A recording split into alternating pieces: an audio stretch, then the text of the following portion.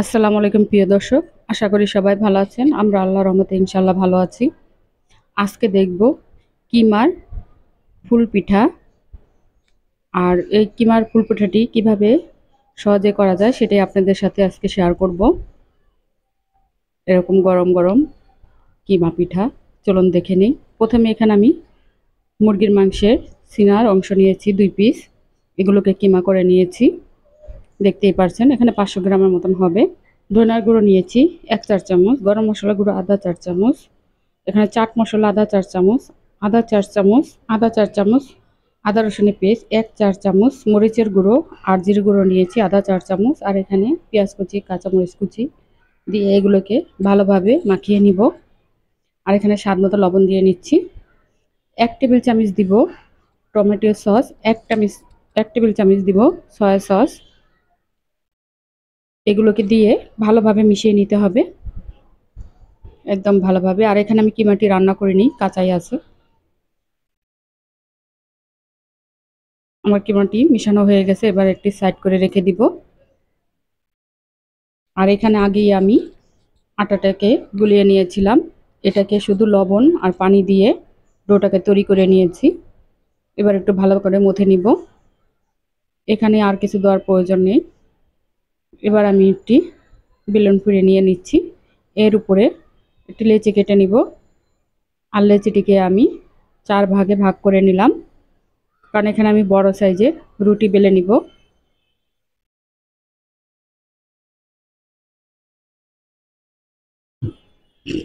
আর এই রেসিপিটি যদি আপনাদের ভালো লাগে তাহলে লাইক, শেয়ার এবং সাবস্ক্রাইব করে দিবেন। এবার আমি একটি বড় সাইজের রুটি বেলে নিব।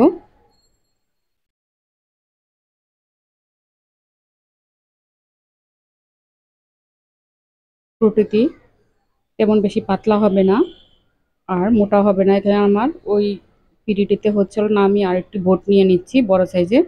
আর রুটিটি আমি দেখিয়ে দিলাম কীরকম মোটা হবে। এবার আমি উল্টিয়ে নিব একটু, যাতে নিচে লেগে না যায়, তার জন্য ছড়িয়ে দিলাম। এবার এরকম একটি স্টিলের গ্লাস নিয়ে আমি এখানে এগুলোকে ছোট ছোট করে কেটে নিব। এটা লুচির মতন কেটে নিব ছোট ছোট করে।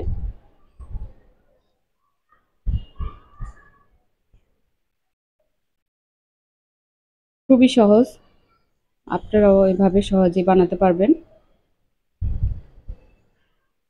দেখে নিচে বুঝতে পারছেন আমি কিভাবে কেটে নিলাম।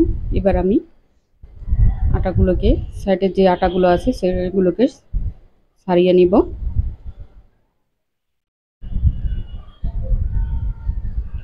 এবার এই ছোট ছোট রুটিগুলোকে আমি একটি সাইড করে রেখে দিব।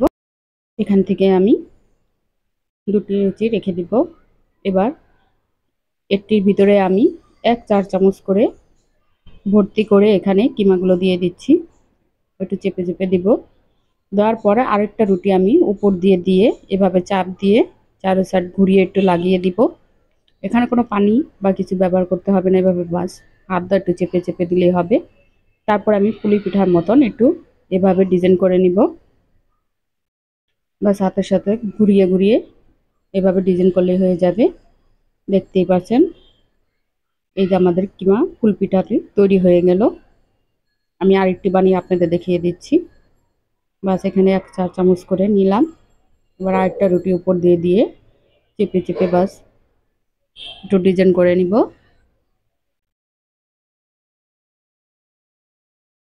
এখানে আমার সবগুলো ফুল পিঠাই বানানো হয়ে গেছে। আমি আপনাদের দেখিয়ে দিচ্ছি কতগুলো পিঠা হলো।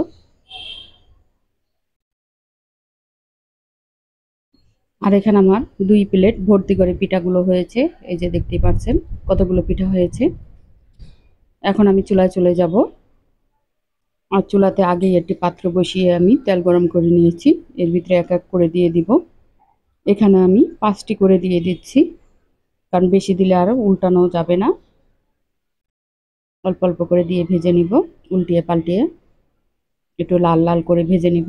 দেখতেই পাচ্ছেন দেওয়ার পর পিঠাগুলো কত ফুলে উঠেছে।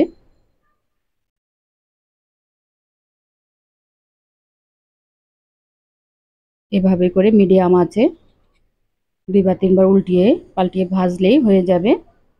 এখানে ভয়ের কোনো কারণ নেই, এভাবে 2 বা 3 বার উল্টিয়ে ভাজলে, মিডিয়াম আঁচে ভাজলেই পিঠাগুলো, মাংসগুলো সিদ্ধ হয়ে যাবে। এখন আমার পিঠাগুলো ভাজা হয়ে গেছে, আমি উঠিয়ে নিব।